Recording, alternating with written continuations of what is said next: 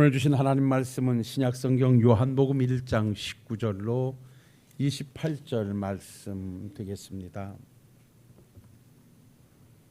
요한복음 1장 19절로 28절 말씀 받들도록 하겠습니다. 유대인들이 예루살렘에서 제사장들과 레위인들을 요한에게 보내어 내가 누구냐 물을 때에 요한의 증언이 이러하니라. 요한이 드러내어 말하고 숨기지 아니하니 드러내야 하는 말이 나는 그리스도가 아니라 한데, 또 묻되 그러면 누구냐? 내가 엘리야냐? 이르되 나는 아니라. 또 묻되 내가 그 선지자냐? 대답하되 아니라. 또 말하되 누구냐? 우리를 보낸 이들에게 대답하게 하라. 너는 내게 대하여 무엇라 하느냐? 이르되 나는 선지자 이사야의 말과 같이 주의 길을 곧게 하라고 광야에서 외치는 자의 소리로다 하니라. 그들은 바리새인들이 보낸 자라. 또 물어 이르되 내가 만일 그리스도도 아니요 엘리야도 아니요 그 선지자도 아닐진데 어찌하여 세례를 베푸느냐? 요한이 대답하되 나는 물로 세례를 베풀거니와 너희 가운데 너희가 알지 못하는 한 사람이 섰으니 곧 내 뒤에 오시는 그이라. 그는 그의 신발끈을 풀기도 감당하지 못하겠노라 하더라. 이 일은 요한이 세례를 베푸던 곳 요단강 건너편 베다니에서 일어난 일이니라. 아멘. 오늘 이 본문의 말씀은 세례 요한에 관한 기록인데요. 우리가 많은 설교의 인용 성경 구절로는 가장 많이 인용된 말씀 중에 한 곳이기도 합니다. 이 코로나 시국이 상당히 오래 지속되면서 우리들에게는 나도 모르는 사이에 섬김의 자리가 점점 줄어들고 또 섬김의 내용이 예전 같지 못하는 이런 아픈 현실을 우리가 서로가 다 목도하고 있습니다. 그래서 오늘 이 세례 요한을 한번 등장시켜 놓고 그의 섬김을 통하여 우리는 하나님 앞에서 어떻게 섬기는 자로서의 남은 삶을 살아가야 할 것인가에 대한 한번 답을 만들어내야겠다는 생각에서 오늘 본문의 말씀을 가지고 세례 요한의 섬김을 배우자라는 제목으로 함께 좀 은혜를 나눠보려고 합니다.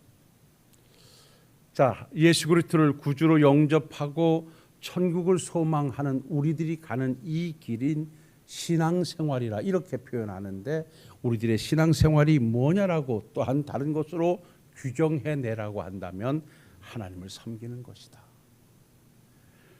믿음이 뭔가라고 한다면 주의 일을 하는 것이다 라고 답을 낼 수 있습니다. 그러니까 우리가 하나님을 믿는다라고 하는 것은 곧 그를 위한 발걸음, 하나님을 향한 믿음, 하나님을 향한 충성, 이것이 곧 우리의 삶이라는 것이죠.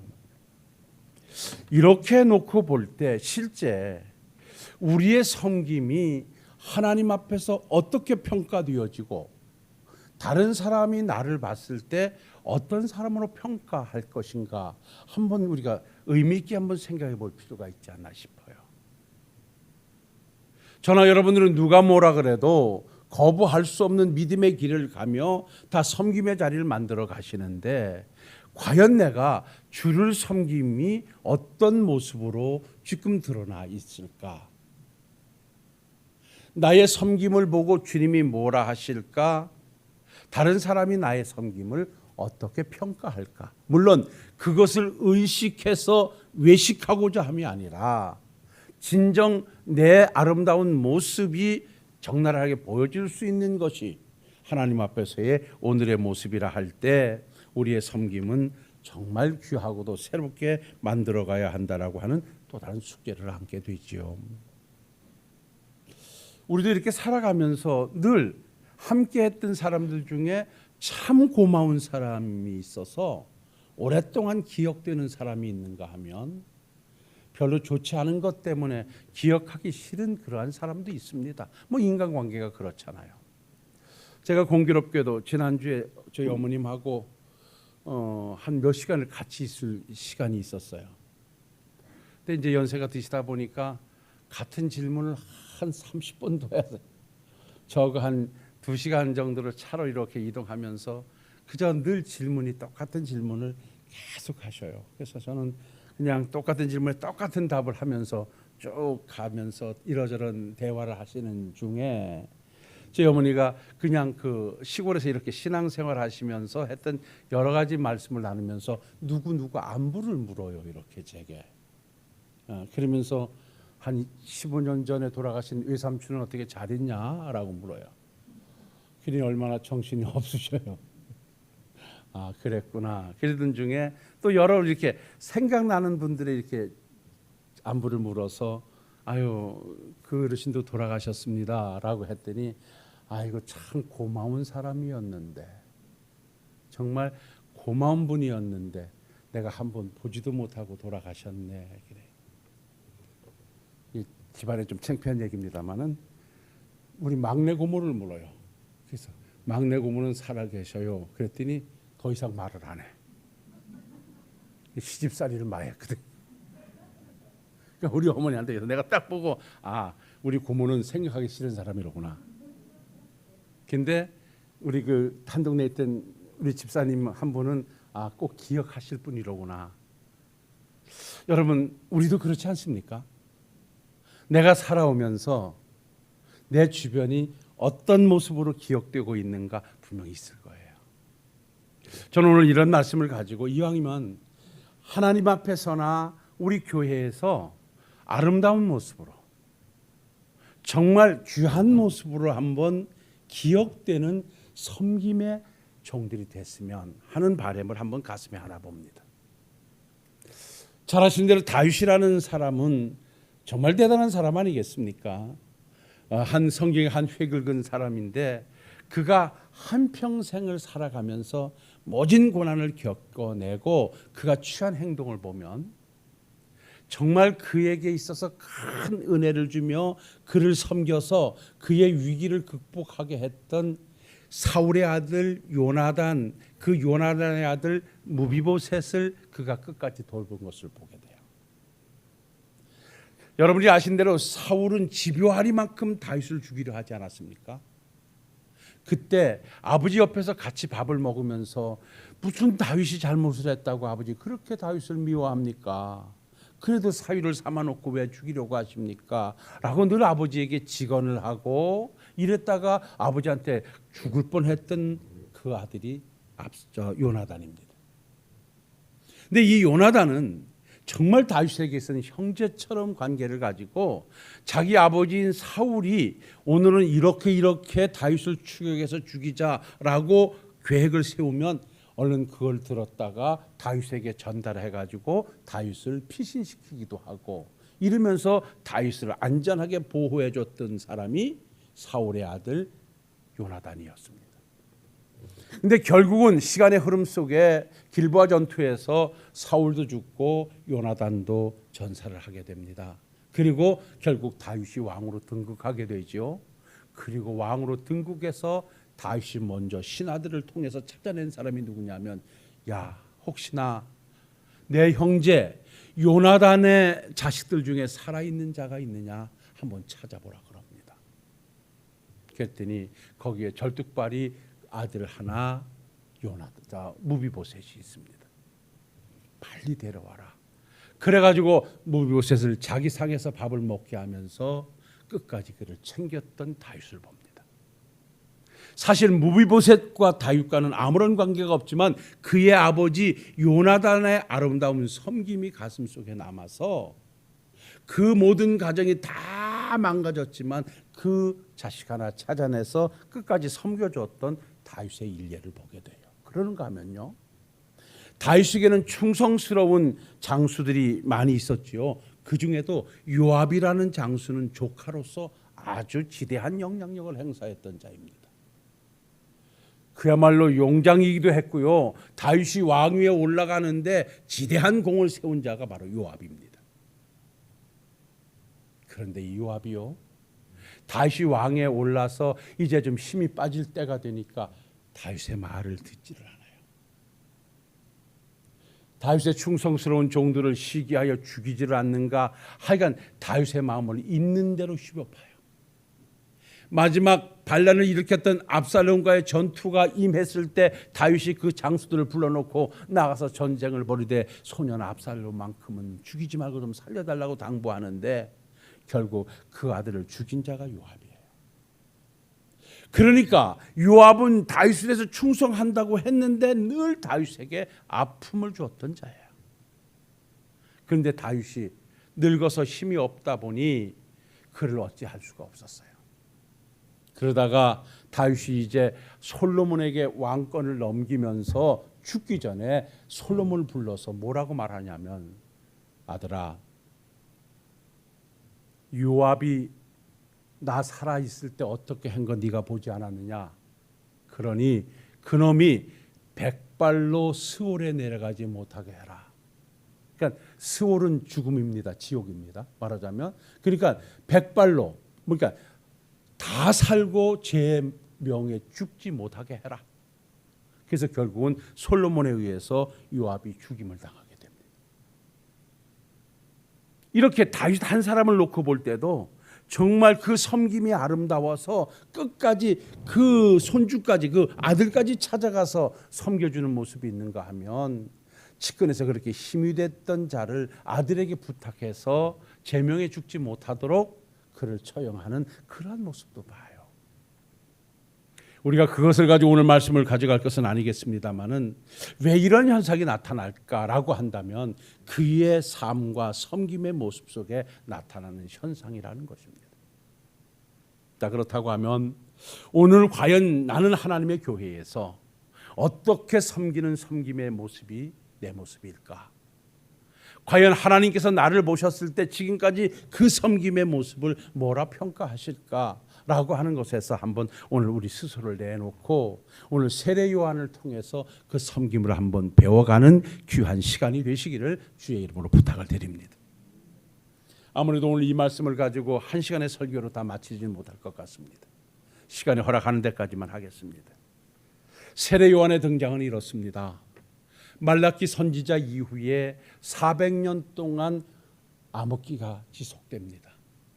이 암흑기 400년 동안은 하나님의 말씀이 선포되지 않았고 선지자들의 활동이 중단된 시기입니다.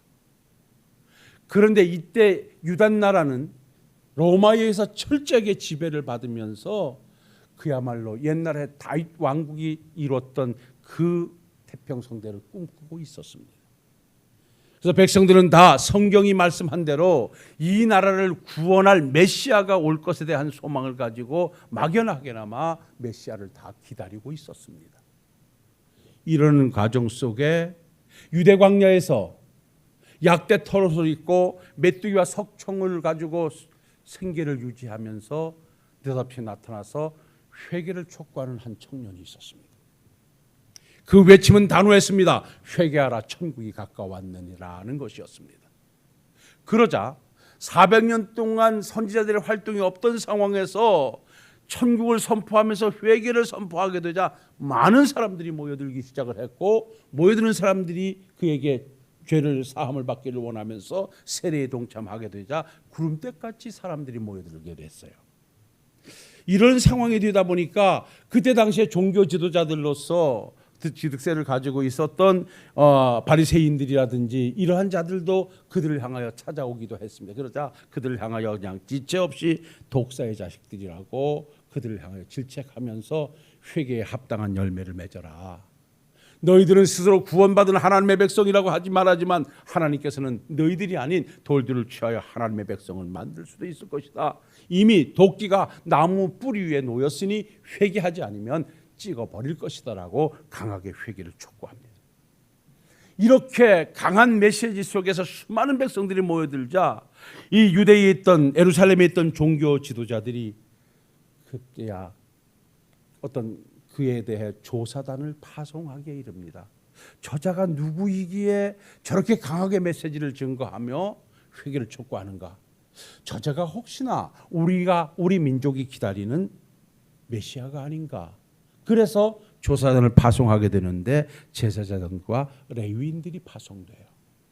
제사장들은 사내들인 공회원들이고요. 아마 레위인들이라고 하면 뭐 관리인 정도 되겠지요.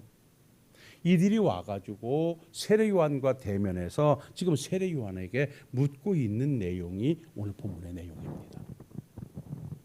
자, 그들이 찾아오니까 당신이 누구냐, 내가 누구냐라고 물으니까 세례요한은 단호하게 딱 말합니다. 나는 그리스도가 아니야 라고 말합니다. 그러니까 그들은 그리스도인가 하고 찾아왔는데 세례요한의 단호한 대답은 나는 너희들이 지금 의심하고 있는 그리스도가 아니다라고 말해요. 그랬더니 그들이 거기서 질문을 멈추지 않고 그러면 네가 엘리야냐라고 물어요. 여러분, 여기 엘리야라고 묻는 물음은 그냥 느닷없이 그냥 물어본 것이 아니라 말라기 4장에 보면 하나님께서 마지막 날 다시 하나님께서 이 엘리야를 보내서 하나님의 말씀을 선포하고 하나님과 백성들의 마음을 열어서 하나 되게 할 것이라고 하는 예언이 말라기 4장에 기록이 되어 있어요. 그래서 이스라엘 백성들은 혹시나 세례 요한이 엘리야가 아닌가 그랬어요. 그런데 여러분들이 아시는 대로 마태복음 11장 11절로 14절에 가면 우리 주님께서도 세례 요한을 가리켜서 이가 바로 엘리야다 그랬어요. 근데 여기서 이해하고 잘 넘어가실 것이 뭐냐면 엘리야라고 하는 것은 사람 자체가 아니라 엘리야의 대표적인 것은 그는 회개를 촉구하는 자였다라고 하는 것입니다. 아합과 맞서가지고 얼마나 죄악상을 지적해내면서 생명을 걸고 말씀을 선포했던 자가 바로 엘리야 아닙니까? 그러니까 마지막 때가 되어져서 이제 새로운 날이 돌아가게 될 때 이러한 자를 보낼 것이라고 했는데 그가 바로 세례 요한이라는 것이에요.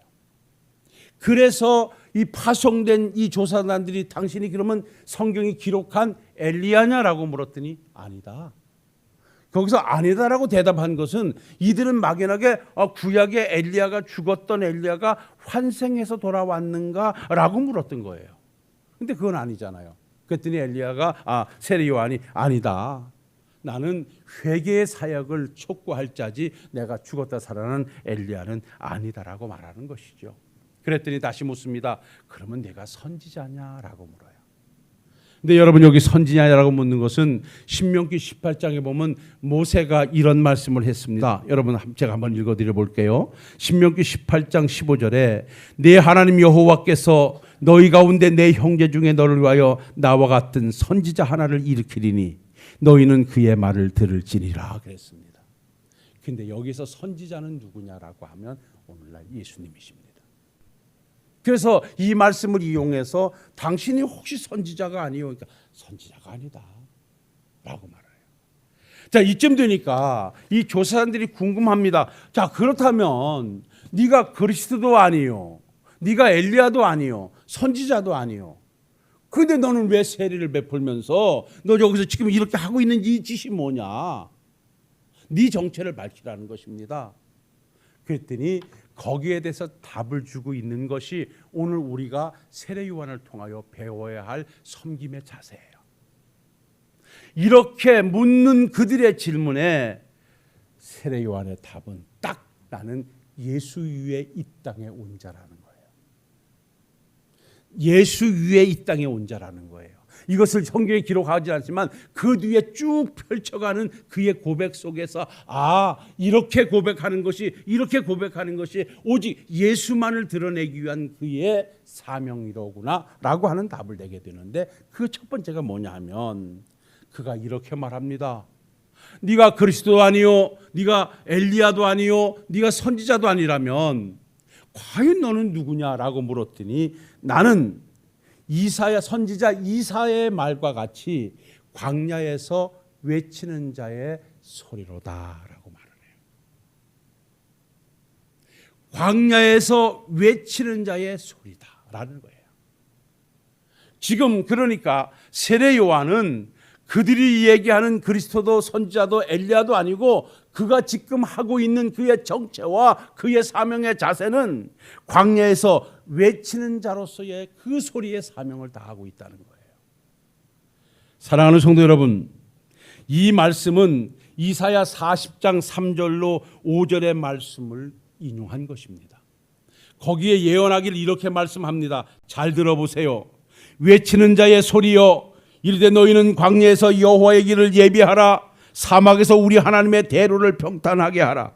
골짜기마다 도두어지며 산마다 언덕마다 낮아지며 고르지 아니한 곳이 평탄하게 되며 험한 곳이 평지가 될 것이요 여호와의 영광이 나타나고 모든 육체가 그것을 함께 보리라. 이는 여호와 입의 말씀이니라 하고 말씀합니다. 이 말씀을 인용해서 나는 광야에서 외치는 자의 소리다라고 자기의 정체를 드러냅니다. 근데 이것을 원문을 찾아가서 해석을 해보니까요, 여기 외치는 자의 소리여라고 하는 이 말은 콜코레라는 말인데요, 어떤 사람이 외치는 소리가 들린다라는 거예요. 오늘 이 말씀을 하고 말씀 정리하겠습니다. 우리가 오늘을 어떠한 자세로 섬김의 자세를 만들어 가야 되는가? 어떠한 자세로 주님의 믿음의 길을 가야만 아름다운 사람이라 인정받고 그 삶의 결과가 아름다울 수 있을까라고 한다면 오늘 세례 요한이 외쳤던 것처럼 광야에서 외치는 자의 소리로서의 사명을 다하라는 거예요. 지금 이 말씀의 뜻이 뭔 줄 압니까? 세례 요한은 광야에서 외치는 자가 아니라는 것입니다. 잘 들으세요. 외치는 자가 아니고 그 외치는 사람이 외치는 소리라는 것입니다. 여기서 이해가 있으시기를 주의 이름으로 부탁드립니다. 외치는 분은 주님이십니다. 그 말씀을 전달하는 자가 세례 요한이라는 것입니다. 오늘 여러분들이 예배를 드리고 여러분들이 믿음으로 여러분들이 섬김의 자리를 만듭니다. 여러분들이 그 섬김의 자리를 만들지만 그것을 하게 하시는 이가 하나님이시고 여러분들은 도구에 불과하다는 것입니다. 오늘 제가 이 강단에서 하나님의 말씀을 전하고 있습니다. 이것은 내 소리를 전하는 것이라 주님의 말씀을 전하는 소리에 불과하다는 것입니다. 이것이 오늘날 시작과 마지막까지 우리가 변함없이 주님 앞에 만들어가야 할 섬김의 자세요, 섬김의 자리입니다. 한국 교회가 문제가 되어지고 이단들이 생겨나고 사이비가 생겨나는 것이 뭐냐면 자기들은 외치는 자의 소리에 불과한데 어느 날 외치는 자가 되어버리고 말았어요. 그러다 보니까 내가 한다고 생각을 하는 것이고 내가 해야 된다라고 생각하는 것이고 그러다 하나님의 교회를 흐리고 하나님 앞에 인정을 못 받아요. 저는 지금까지 우리 성도님들에게 감사한 것이 우리 교회는 다 외치는 자의 소리의 모습만 가지고 계신 여러분들이라 저는 감사하고 있습니다. 솔직한 얘기로요, 이렇게 말씀드리면 뭐하지만 외치는 자라고 생각했던 사람들은 이 자리에 안 계셔요. 있을 수가 없었어요. 왜? 제가 인정하지 않았어요. 하나님의 나라는 다른 데 있지 않아요. 얼마나 하나님 앞에 아름다운 모습으로 말씀에 입각해서 그 섬김의 자리를 만들어가야 하는가 하는 거예요. 아무리 많은 일을 하면 뭐해요? 주님이 감동하지 않으면 안 돼요. 제가 요즘 새벽에 드림에 관한 말씀을 드려요. 우리가 인간관계에서 많은 것을 주고받잖아요. 내가 주고서도 욕을 먹는 경우가 있어요. 작은 걸 주고서도 감동을 시키는 경우가 있어요. 여러분, 주고서 욕 먹으면 안 되잖아요. 예? 가장 불쌍하고 가장 정말 안타까운 사람이 뭐냐면 자기 것 다 주고도 욕 먹는 사람이에요.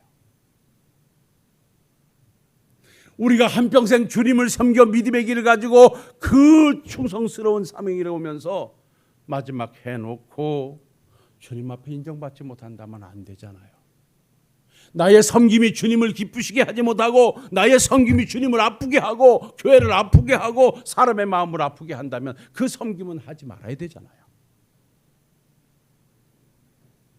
그러면 같은 충성과 헌신과 봉사를 하면서 왜 그러면 주님을 감동시켜 드리지 못하고 주님의 마음을 아프게 할까라고 한다면 외치는 자의 소리가 아니라 외치는 자가 되기 때문에 그런 거예요.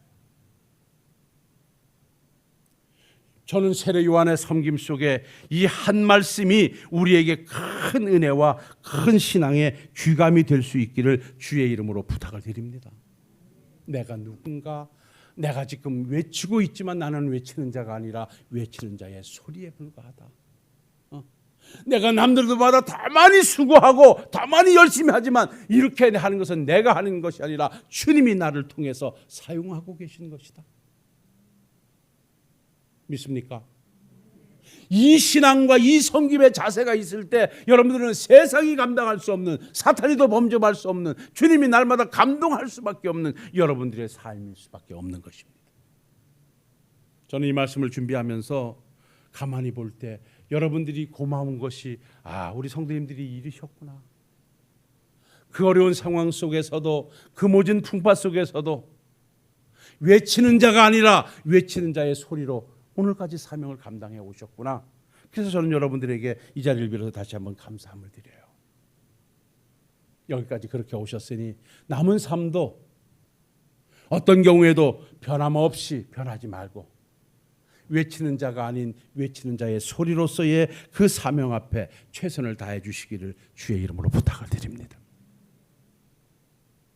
그러면 내가 지금 외치는 자의 모습을 가지고 있는가, 외치는 자의 소리인가 라고 하는 것은 스스로 한번 판단해 봐야 되잖아요. 어떤 일을 해놓고 자꾸만 내가 나오려고 할 때, 내 생각이 나오고 내 감정이 나오고 내 방법이 나오고 내 유익이 나오고 내가 했다라는 것이 나오려고 할 때 나도 모르게 나는 지금 외치는 자가 돼가고 있구나. 진단하셔야 됩니다. 여러분요, 여기에 대해서 사도 바울이 이렇게 고백했어요. 나는 사도가 될 자가 아닌데 하나님께서 내게 은혜로 나를 사도로 만들어 주셨어요. 그래서 이 은혜가 너무나 감사해서 다른 사도들보다 더 열심히 일을 했는데 내가 이렇게 일할 수 있던 것도 하나님의 은혜였습니다. 자기가 잘나거나 자기가 희생해서 자기가 무엇을 한 것이 아니라 그렇게 할 수 있게끔 해주시니가 바로 우리 하나님이셨습니다. 라고 고백하는 거예요. 사랑하는 성도 여러분, 저도 마찬가지고 여러분들도 마찬가지고 아버지 앞에 갈 때까지 이 모습 변하지 마십시다. 이 모습만 변하지 않으신다면 여러분들은 하나님으로부터 인정받는 것은 물론이라 하나님의 교회에서도 후대에 정말 아름다운 섬김의 자였다라고 아름다운 소문을 이 자리에 남기고 가실 것입니다.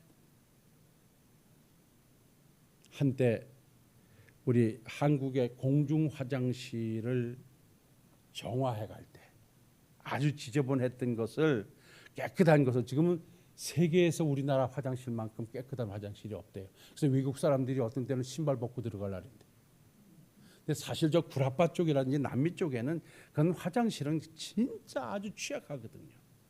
근데 우리나라 화장실로 어떤 데 다른 데 가보면 정말 나도 신발을 벗고 가야 할 정도인가, 그 정도.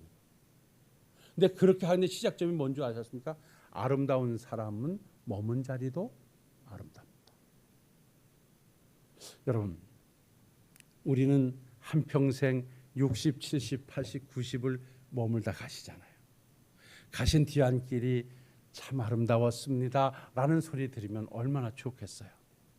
그것은 인간관계에서 사랑을 실천하는 것은 물론이거니와 하나님을 사랑함에 있어서 그 사랑이 섬김으로 이어져 갈 때 그 섬김이 바로 광야에서 외치는 자가 아닌 외치는 자의 소리로.